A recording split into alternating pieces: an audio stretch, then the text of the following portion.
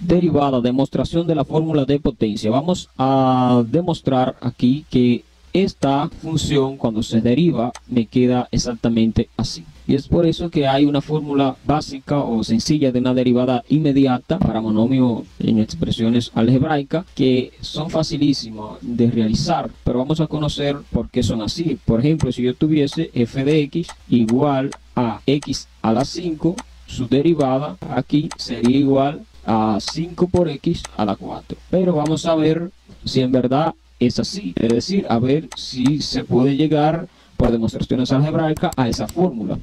que es lo que vamos a hacer ahora aquí nosotros. ¿Cómo obtenemos esta fórmula? Es decir, desde aquí pasar ahí atendiendo a ciertas definiciones matemáticas previamente elaboradas. Por ejemplo, si yo tengo límite cuando h aquí tiende a 0, abro paréntesis, x en su punto final, que está definido como x más h, menos la función en su punto inicial es f de, aquí tengo f de x en su punto final menos f de x en su punto final, y todo esto sobre h, es decir, el límite aplicado a todo esto. Aplicando ese concepto puedo venir aquí y decir que esta función aquí derivada, es decir, que f de x igual a x a la n va a ser igual a su función derivada en igual al límite cuando h tiende a 0 de x más h a la n, porque aquí tiene el exponente n, menos f de x en su punto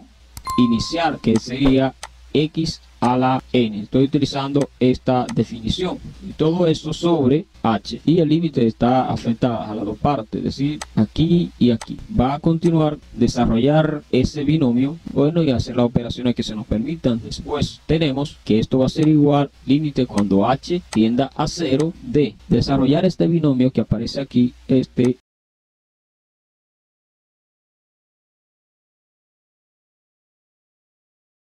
binomio de x más h a la n sería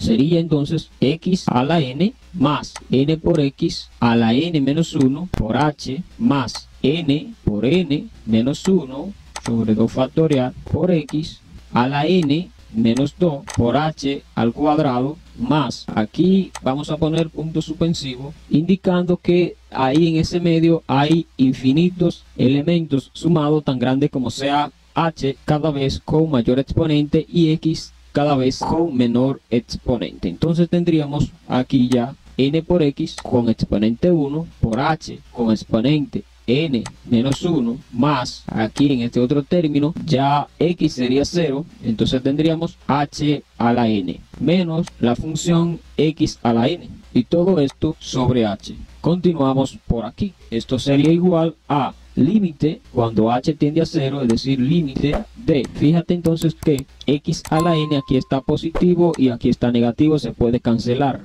y al mismo tiempo voy entonces a factorizar h de arriba y me va a quedar entonces h por n por x a la n menos 1 por h, factorizando h me queda solo n por x a la n menos 1 más n por n menos 1 sobre 2 factorial por x a la n menos 2 por h al cuadrado, me queda únicamente n por n menos 1 sobre 2 factorial por x a la n